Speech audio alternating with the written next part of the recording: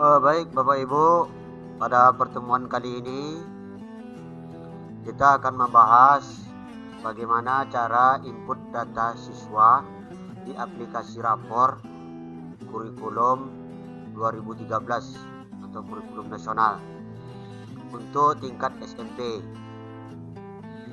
Pada pertemuan kemarin sebelumnya, pada bagian pertama kami telah menjelaskan tentang input data sekolah, data guru, data mapel, dan data eskul.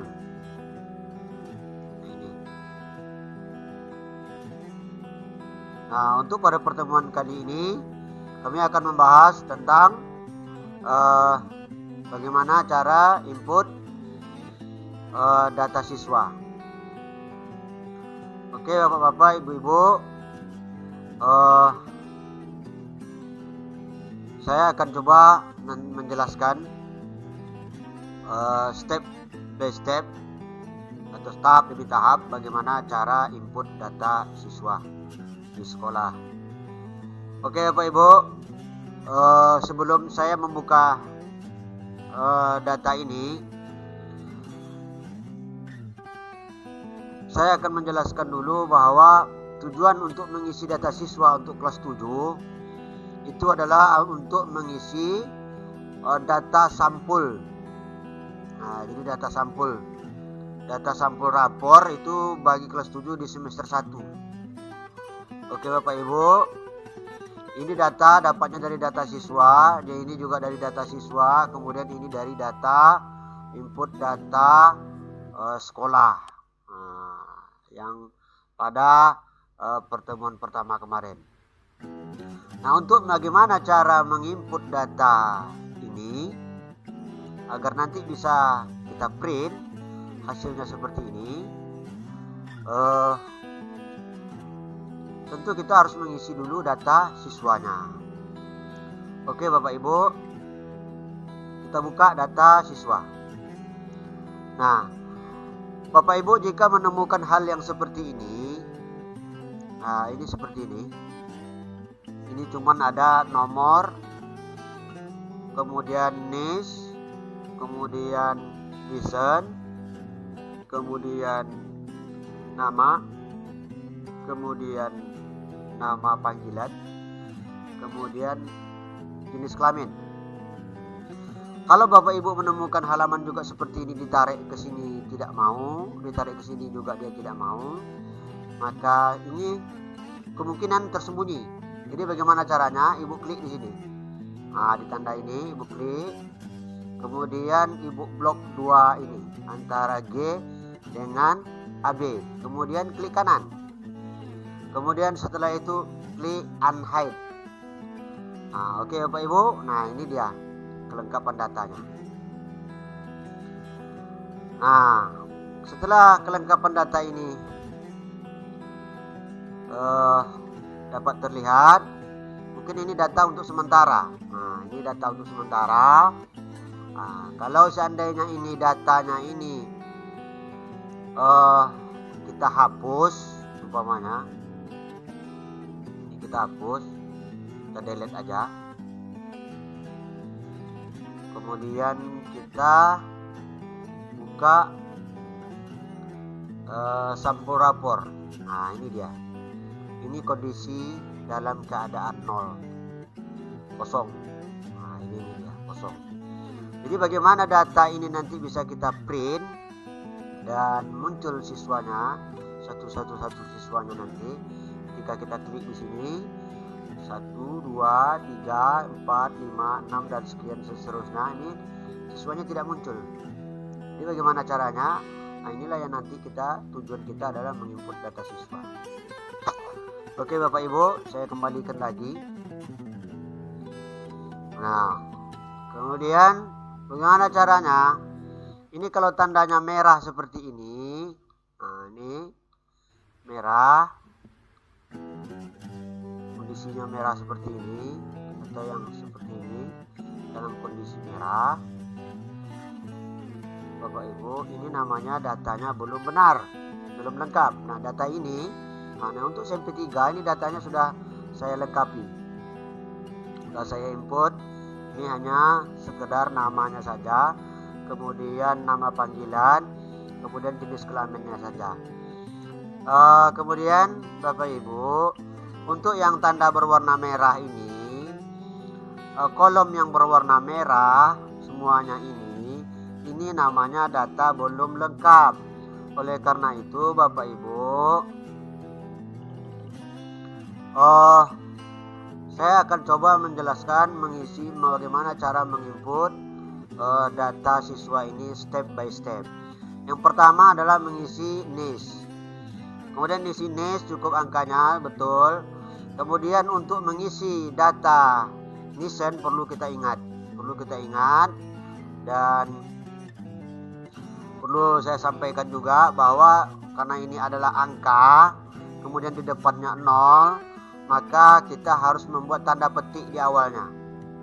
Jadi dalam mengetik NIS itu kita harus buat petik di awalnya. Kalau nanti kita tidak buat petik, contohnya ini, kita tengok ini umpamanya, ini NIS-nya pakai 00, kemudian kita tengok di sini, ini NIS-nya karena dia pakai petik. Kemudian bagaimana kalau tidak kita kasih petik? Oke, Bapak Ibu, kita hilangkan aja ini.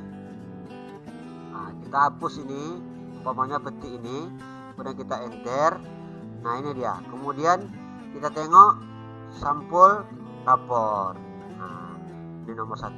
Ini dia muncul. Nah, ini muncul. Tapi ini muncul NISN-nya hanya tidak ada nolnya. Nah, ini hanya 8 digit. Seharusnya NISN itu jumlahnya adalah 10 digit. Oleh karena itu, Bapak Ibu perlu untuk mengisi NISN ini perlu ketik tanda petik, kemudian tambah nolnya, kemudian enter. Nah, inilah caranya. Nah, kita lihat kembali, maka pada sampul ini akan muncul NISN-nya ada 00 dan petik aja akan terlihat. Oke Bapak Ibu, dalam menginput data nama, kemudian nama panggilan ini terserah sama Ibu wali kelas mau dirubah atau tidak, itu terserah. Kemudian jenis kelaminnya ketik huruf besar di awalnya, kemudian huruf kecil, huruf besar aja di awalnya, kemudian selebihnya adalah huruf kecil. Kemudian untuk alamat seperti biasa, dan tanggal lahir ini seperti tadi juga. Untuk membuat ini 1 Desember 2005 umpamanya ini tanggal lahirnya, ini harus pakai tanda petik. Kemudian untuk penulisan agama Islam tidak perlu pakai tanda petik. Kemudian anak kandung juga tidak perlu pakai tanda petik. Kemudian anak keberapa, jadi siswa ini anak keberapa dia, anak kedua, ketiga, keempat, dan lain sebagainya. Nah, ini tidak perlu juga pakai petik. Kemudian alamat siswa juga tidak perlu pakai ketik. Kemudian untuk nomor, nah ini tadi, kalau kita buat nomor ini, nah ini jadi seperti ini dia. Jadi kita harus untuk membuat 0 di depannya, kita harus buat tanda petik ini, kemudian baru dibuat tanda 0, baru kita enter. Maka dia baru 08 51 565 63 53 38 dan 36. Kemudian asal sekolah. Nah, dia asal sekolahnya di mana? Oke Pak Ibu, asal sekolahnya ini di mana? Bawahnya asal sekolahnya SD 012 Pasir Sialang. Kemudian untuk kelas, nah ini kelasnya mulai dari kelas berapa dia? Kelas 7. Masuk mendaftar dia sebagai siswa ini biasanya pada pendaftarannya pada bulan Juli. Nah, maka kita sepakati nanti, tanya sama nanti dalam di sekolah, kesepakatannya dalam rapor itu penerimaan siswa itu tanggal berapa. Jadi sepakati aja. Jadi boleh sama saja semuanya. Jadi untuk penulisan ini, penulisan tanggal, tahun dan bulan pada tanggal ini mesti juga pakai petik. Kemudian untuk penulisan nama ayah kandungnya, ibu kandungnya tidak perlu pakai petik. Kemudian alamatnya tidak perlu juga pakai petik. Kemudian pekerjaan orang tuanya, Umpamanya PNS, ibu rumah tangga, tidak perlu pakai petik. Kemudian untuk yang ini, nomor telepon orang tua mesti juga harus pakai petik. Kemudian nama wali siswa. Ini kalau seandainya siswa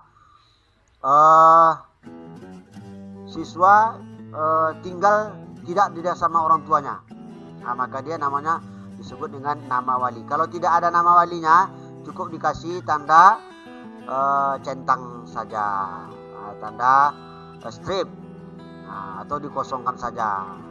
Tapi sebaiknya dibuat tanda strip seperti ini.